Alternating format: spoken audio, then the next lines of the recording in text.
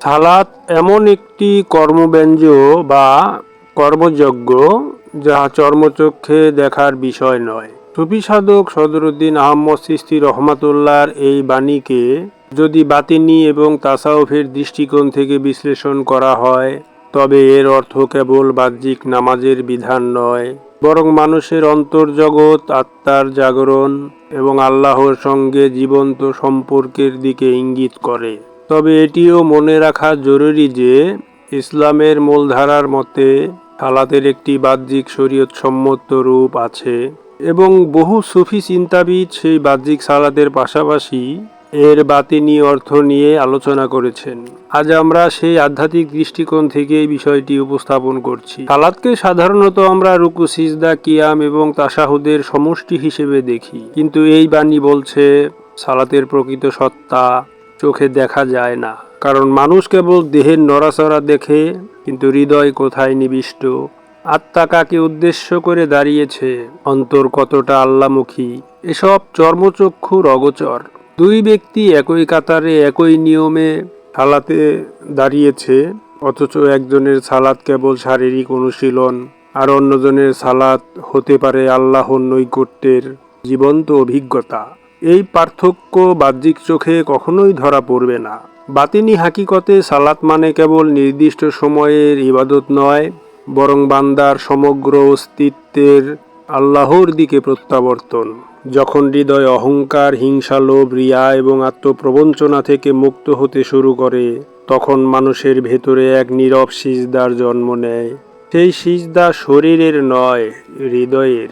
এই অবস্থায় সালাত একটি নিরবিচ্ছিন্ন আধ্যাত্মিক সংযোগে পরিণত হয়, যেখানে বান্দা প্রতিটি নিঃশ্বাসে নিজের অসহায়ত্ব উপলব্ধি করে এবং রবের উপস্থিতি অনুভব করে।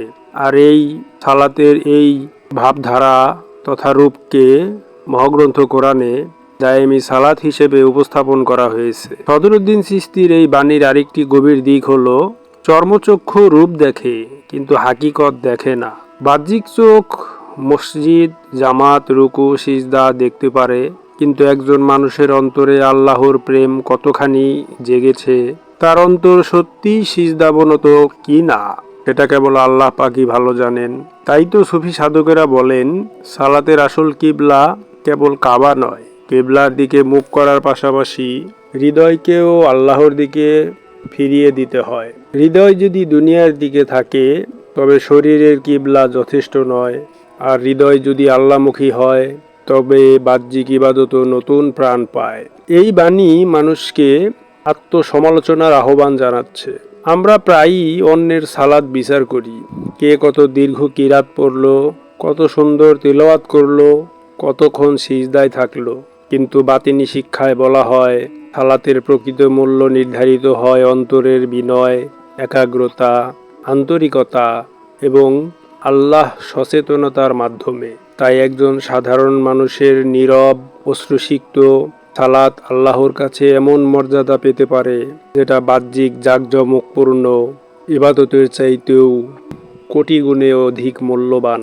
এই সাথে সালাতের আরেকটি বাতিনি অর্থ হলো আত্মার মিরাজ। যেমন রাসূল পাক আলাইহিস সালাতু ওয়াস সালামের মিরাজ ছিল আল্লাহর সান্নিধ্যের এক অনন্য জগৎখ্যাত ঘটনা, তেমনি প্রত্যেক মুমিনের জন্য সালাত এমন একটি পথ যেখানে অন্তর দুনিয়ার বন্ধন অতিক্রম করে রবের স্মরণে উন্নীত হয়।